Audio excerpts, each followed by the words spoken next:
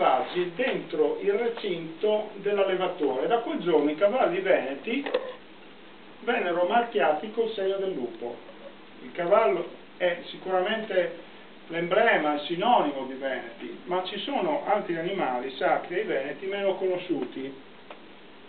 Per esempio l'anatra è un animale che domina i terreni perché cammina nella terra, nuota nell'acqua e vola nell'aria. In più è legato ad un simbolo antichissimo che è la barca solare.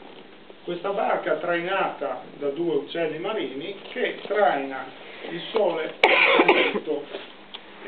Sicuramente qualcuno di voi ricorderà un'emozione particolare che gli è rimasta dall'ammirare questo spettacolo della natura che è il sole quando tramonta nel mare.